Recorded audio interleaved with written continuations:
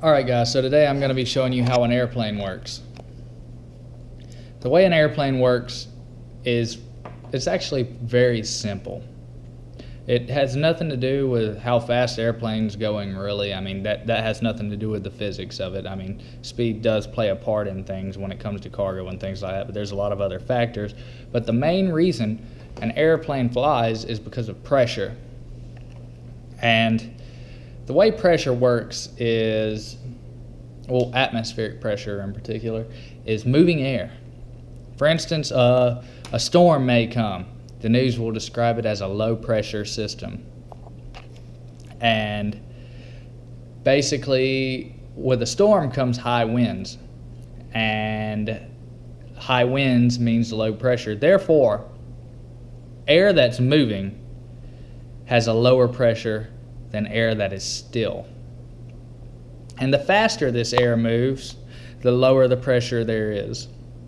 So what an airplane has is a wing. And this wing doesn't just make it guide like birds' wings or glide or whatever.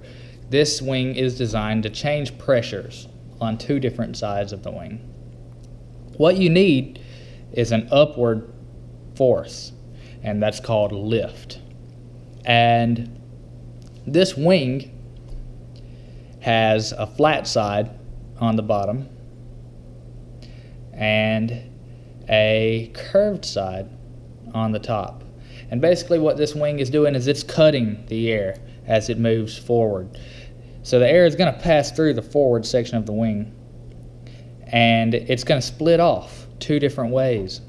One part of it going over the top and one side of it going over the bottom. And this bottom portion right here stays along the flat section of the wing. So this technically never changes speed. However, they curved the top of the wing.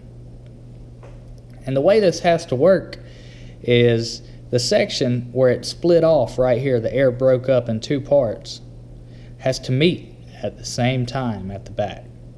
So what this curve is actually doing is it's speeding up the top portion of this air.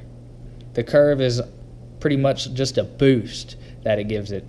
This is a greater distance than the bottom section. So it takes, moving at the same speed, it would take longer to get across the top section of the wing as it would the bottom.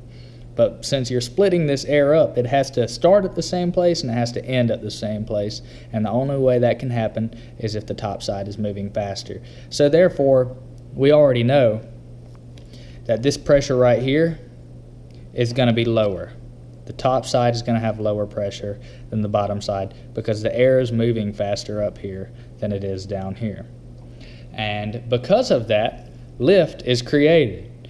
The force at the bottom section at the wing is greater than the force at the top.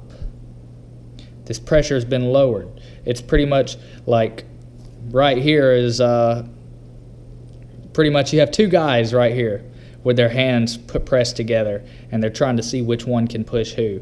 Well, this guy right here is obviously a lot stronger than this guy, and his pressure that he's applying just pushes this guy out of the way.